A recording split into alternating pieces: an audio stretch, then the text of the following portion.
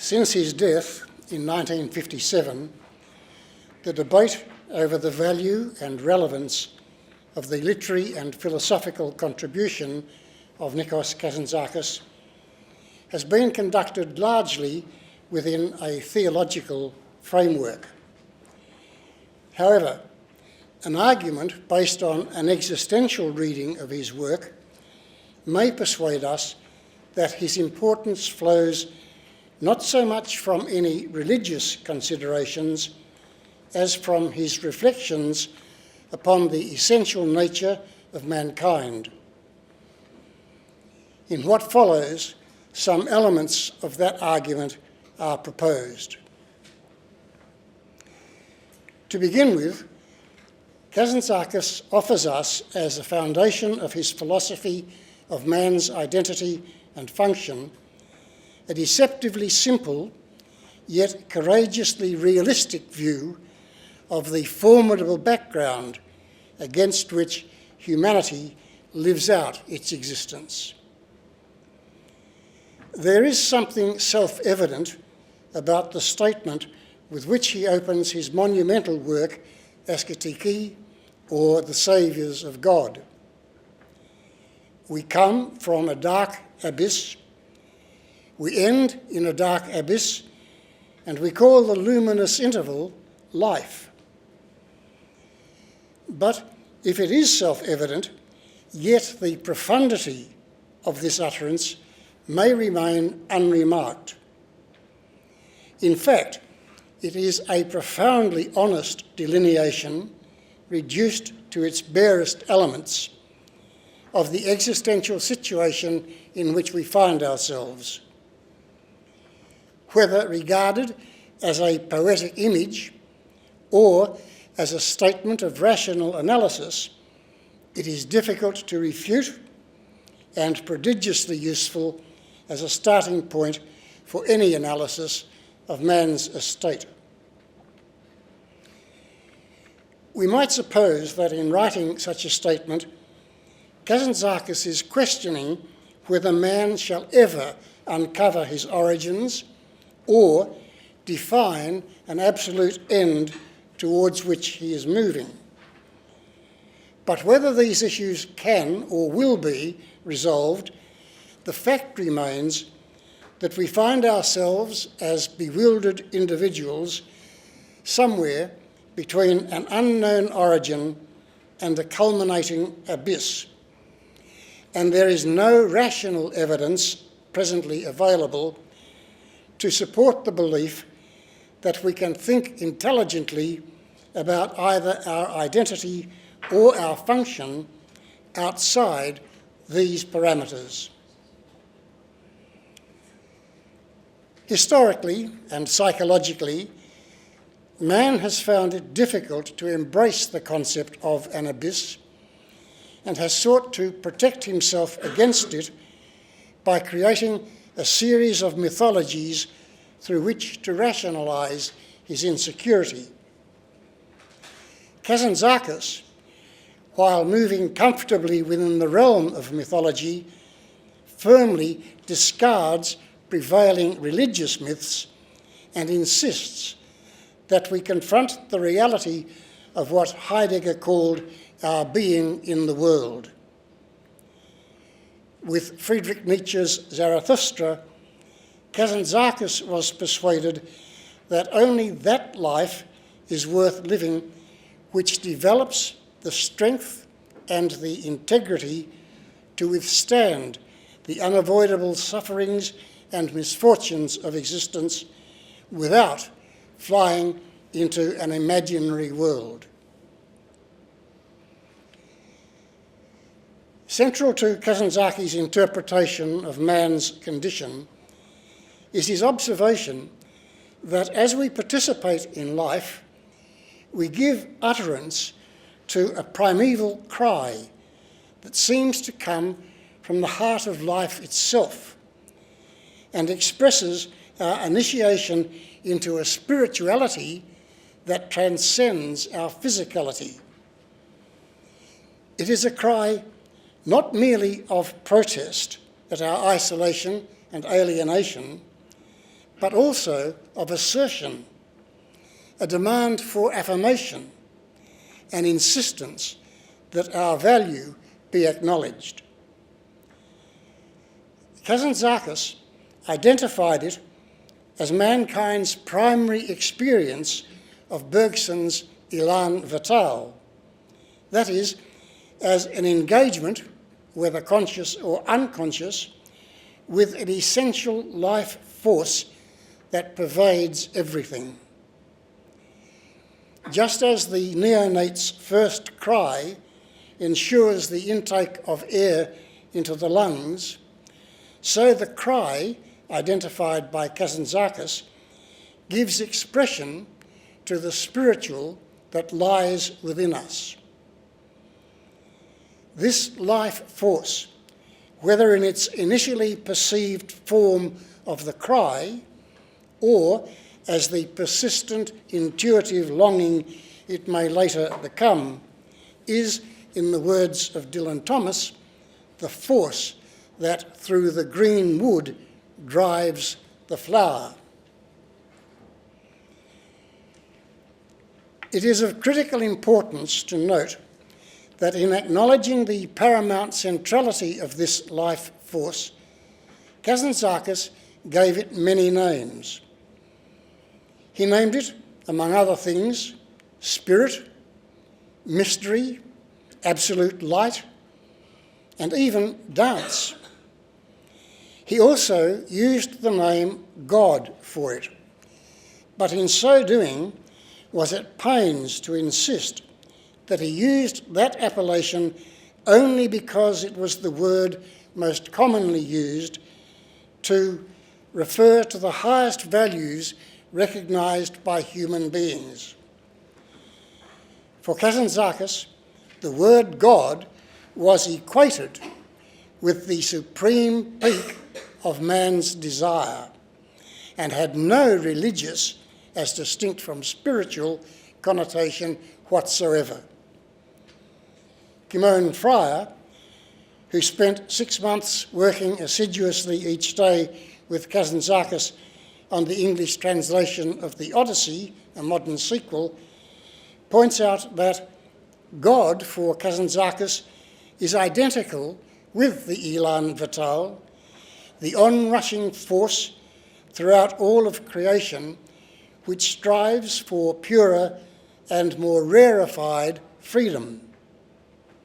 God is not projected as a concrete object, thing, person, or goal towards which man proceeds, as in much of Christian theology, but as concomitant and identified and identical with man himself as part of the struggling spirit in all nature.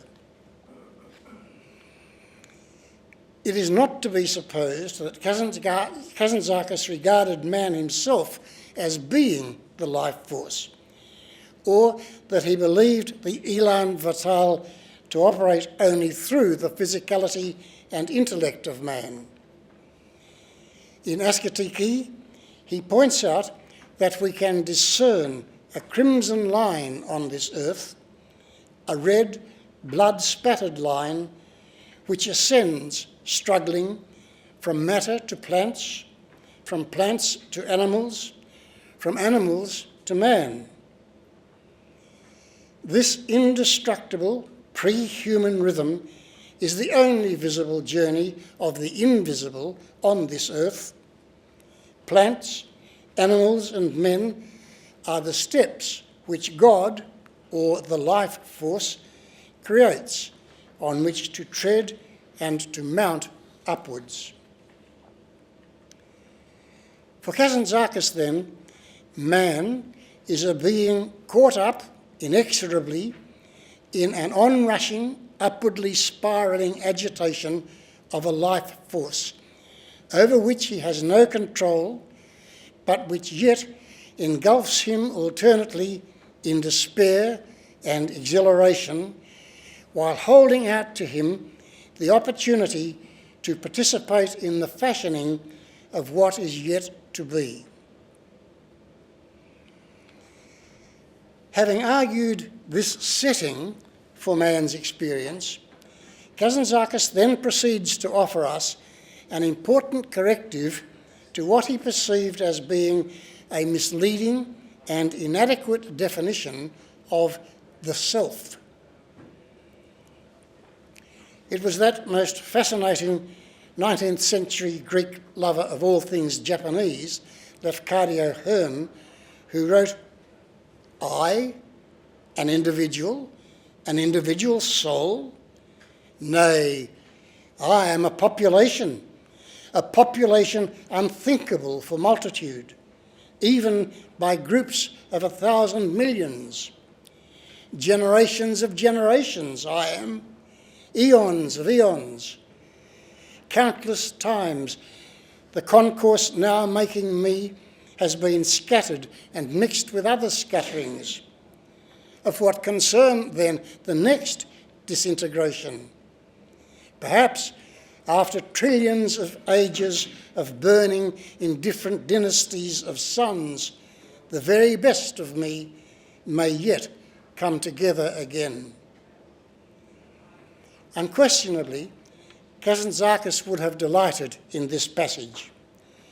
For him, human beings were to be understood not in terms of individuality, but in terms of the personal, which he perceived to be an amalgam of the individual and the social. Reflecting on that cry which welled up within his breast, he comprehended that its source was other than his own petty being. "The cry is not yours," he wrote. "It is not you talking, but innumerable ancestors talking with your mouth. It is not you who desire, but innumerable generations of descendants longing with your heart. Future generations do not move from you in an uncertain time. They live, desire, and act in your loins and your heart. You are not one. You are a body of troops. One of your faces lights up for a moment under the sun. Then suddenly it vanishes, and another, a younger one, lights up behind you. The race of men from which you come is the huge body of the past, the present, and the future. It is the face itself. You are a passing expression. You are a shadow. It is the meat."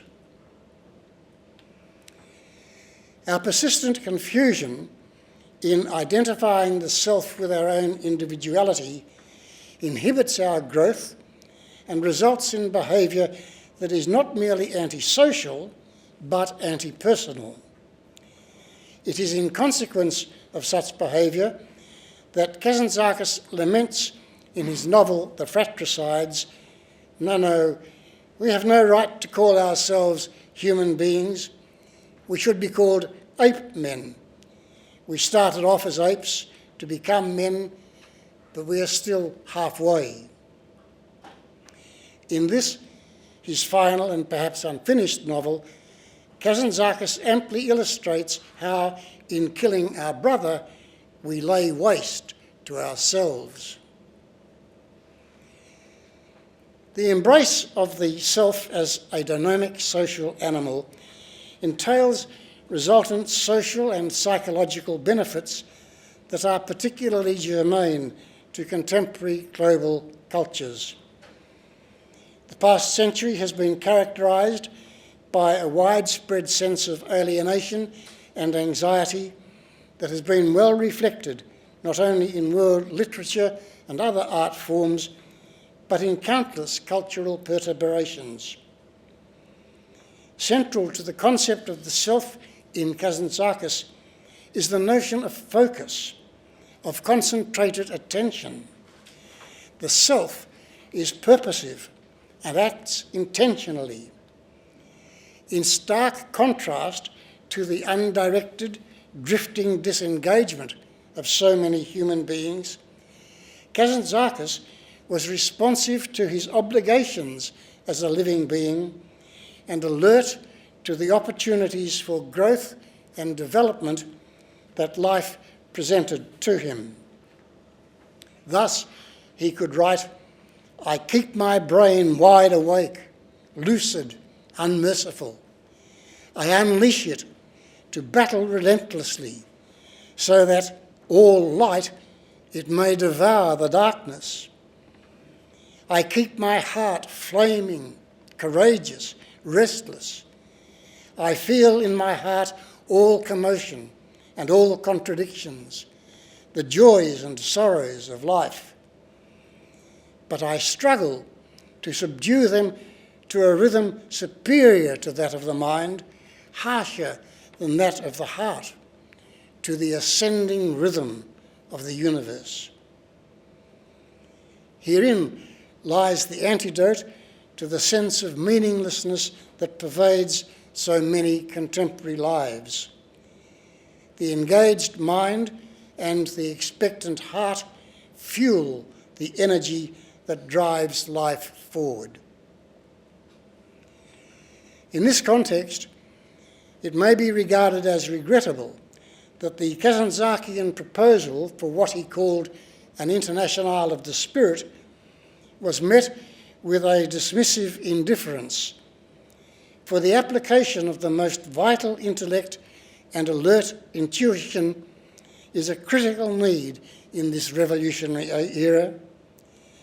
The internationale, recognising the existential body politic and utilising its collective intellect and spiritual insights, could have reiterated the personal values that have been suppressed by an unalloyed materialism. Certainly we have enough evidence to convince us that a rampant competitive individualism that pays no heed to social cohesion or unity values sets formidable barriers between our species and that universal spiritual development that was Kazantzakis' dream. Kazantzakis saw man as being imprisoned in a meaningless void, and that death must be regarded as some measure of relief from a prolonged existential suffering.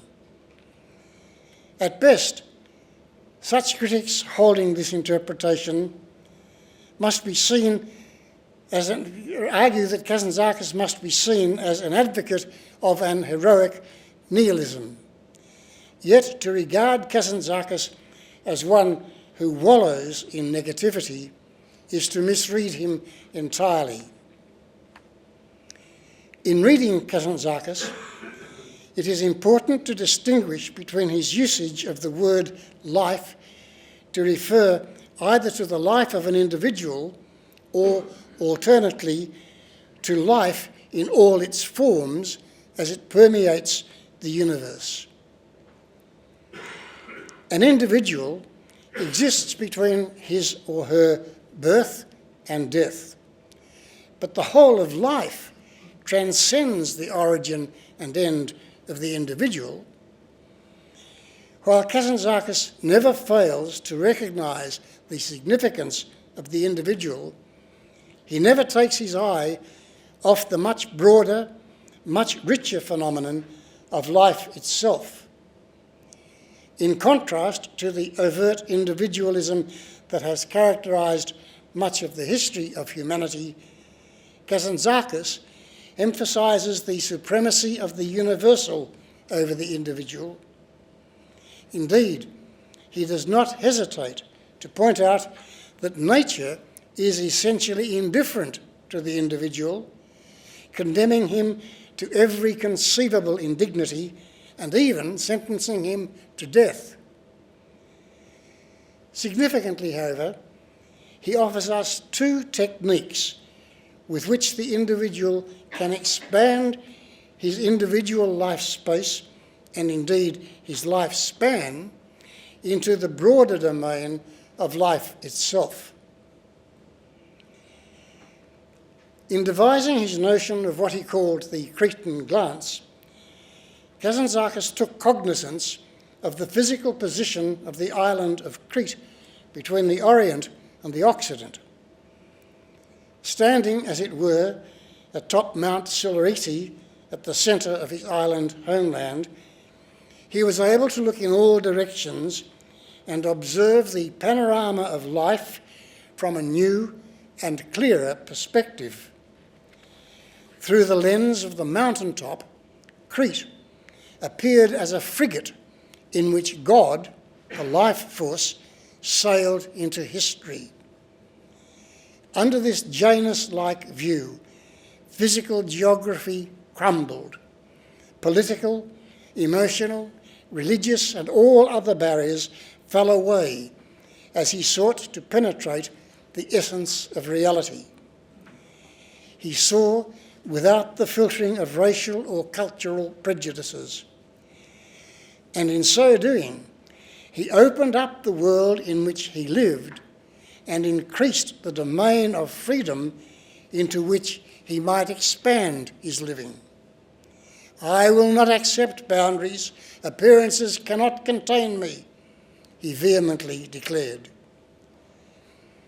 Acquisition of the Cretan glance is akin to the receipt of a passport that gives us entry into new worlds.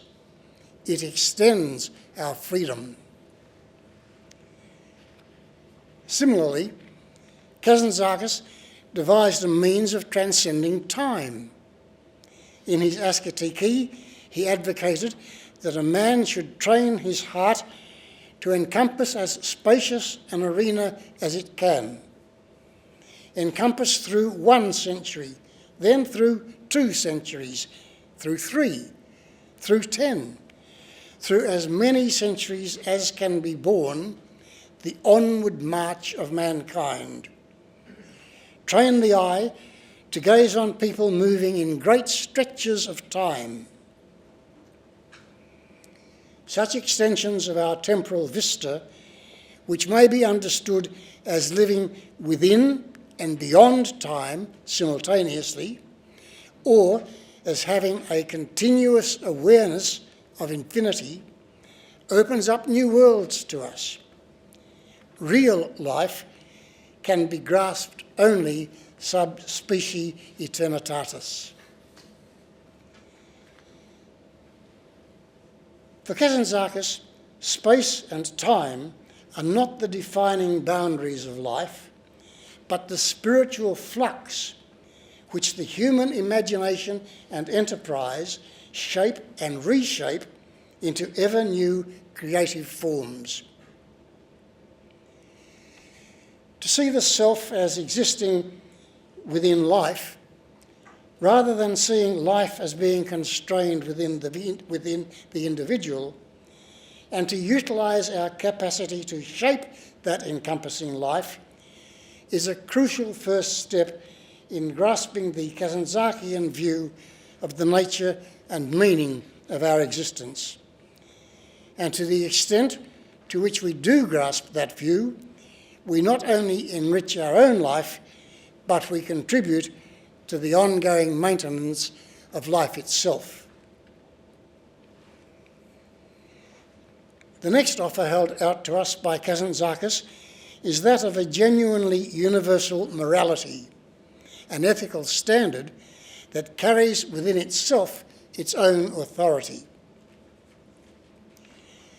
In his groundbreaking study, Leela, which he subtitled An Inquiry into Morals, Robert M. Pirsig argued that behaviour which increases quality is, by its very nature, moral behaviour.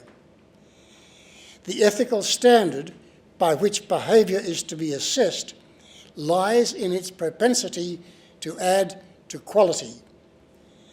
The moral, in fact, is understood by Pirsig to be equated with quality. This view, it might be argued, has affinities with the notion of ascent that Kazantzakis identified as the quintessential function of the life force and the central responsibility of every living being. The ascent is an ever-broadening spiral that enriches both the individual and life itself.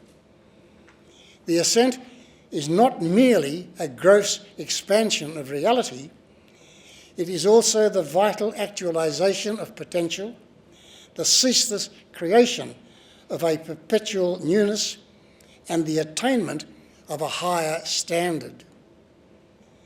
The ascent is not a convivial life plan for the acquisitive individual.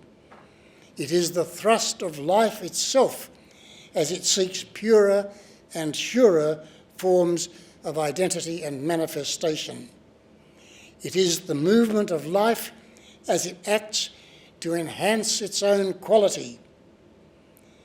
The good is constituted by the contribution it makes to the ascent, while that which inhibits the ascent must finally be regarded as the antithesis of good. The ascent thus becomes the keystone of morality. Because it is life itself which struggles to ascend, and because we exist alongside each other in the midst of life, it follows that all individuals are under a common obligation to order their being in accord with an expression of their shared identity. The ascent can only occur synergistically. It proceeds, that is to say, on the basis that what is good for the whole is good for the part, and what is beneficial for the part is of value to the whole. The ascent is a valuable corrective to a rampant individualism because it affirms every man's affinity with each other and celebrates the relational network that constitutes the fabric of life. Kazantzakis turns to poetry, the only language sufficient to the task, to articulate this. Everything you do, he writes, reverberates through 1,000 destinies.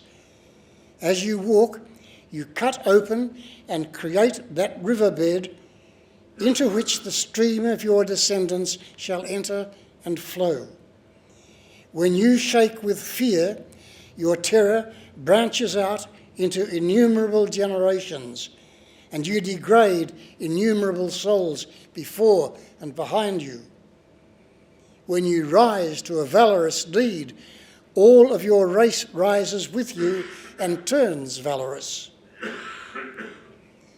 For Kazantzakis, the real categorical imperative, which constitutes the foundation of all morality, is located in the need to recognise our being in common and our shared responsibility to assist each other in the ascent. Human beings engaged in a shared ascent will find themselves less likely to be embroiled in moral conflicts, either individually or collectively. Crime against the person thus ceases to be the fraught achievement of one's illegal desires and becomes the tragic loss of crucial elements of the developing self.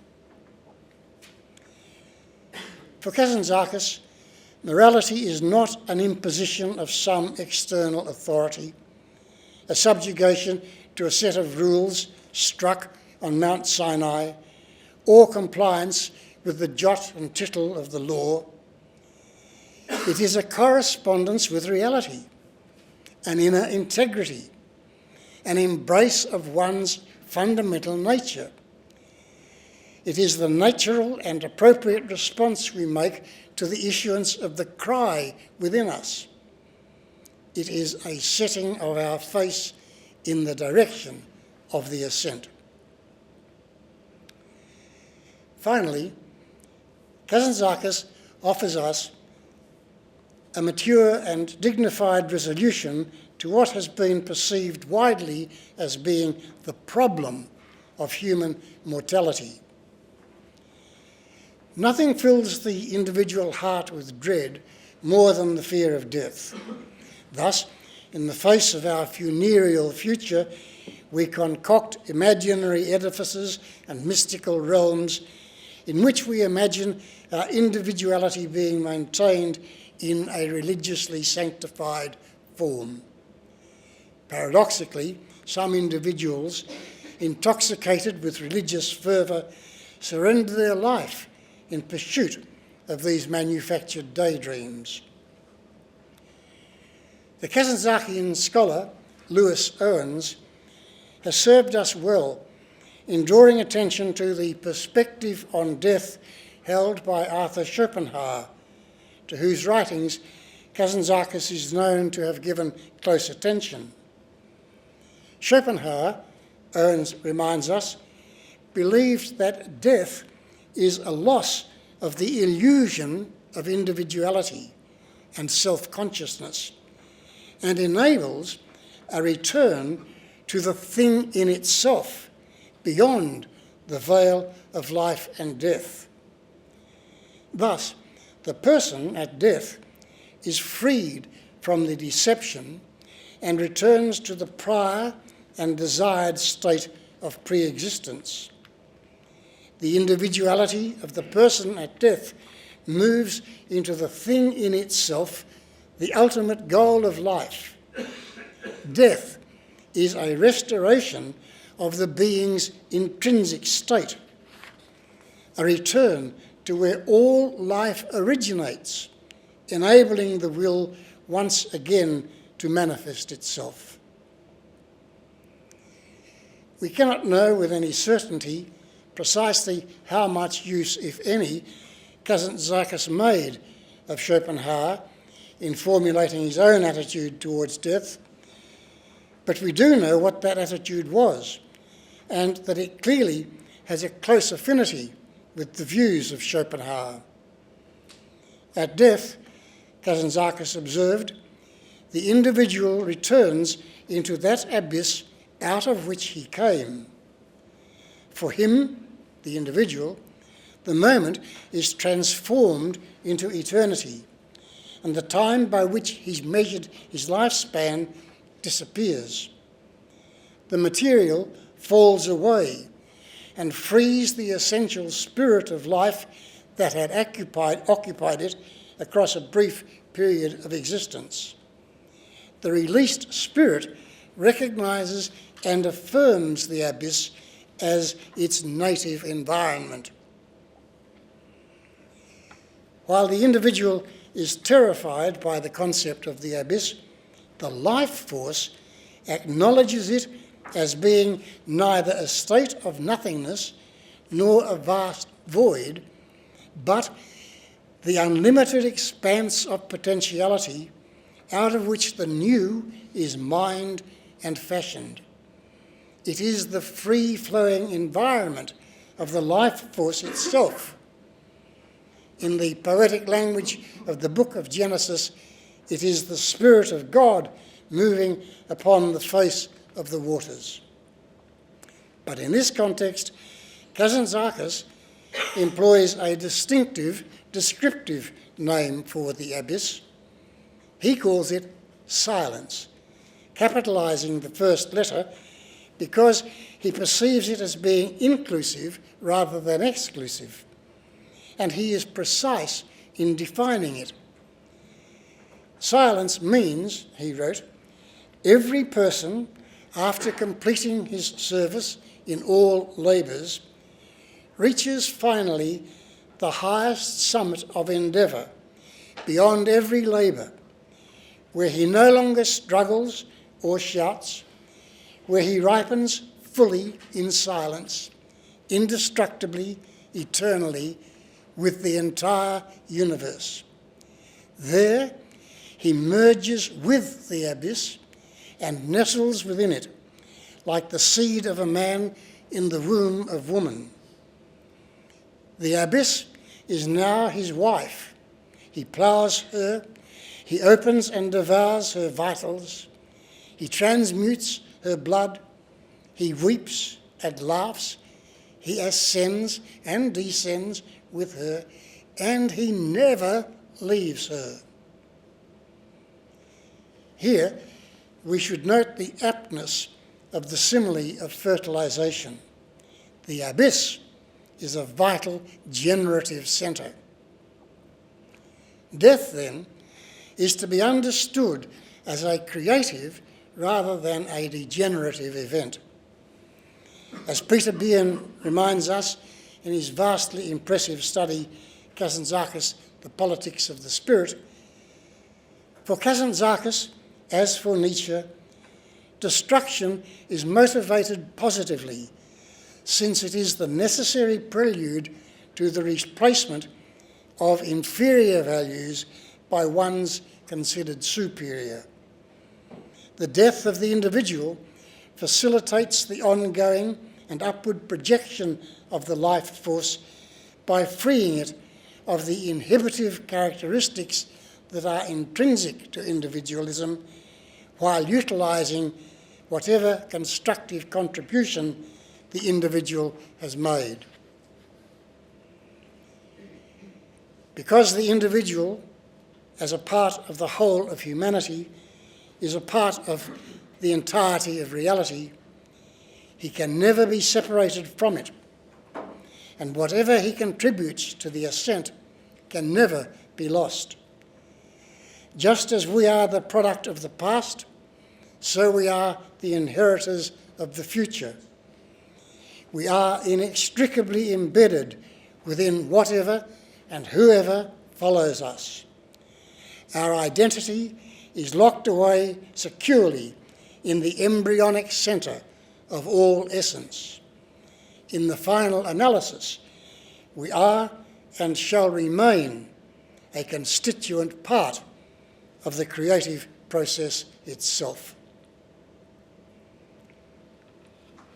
To conclude, we contend that what Nikos Kazantzakis offers us is an innovative, bold, and highly relevant philosophy that interprets life and man's place within it, and that it does this in a manner that accords with our deepest sensitivities, our richest rationality, and our highest aspirations.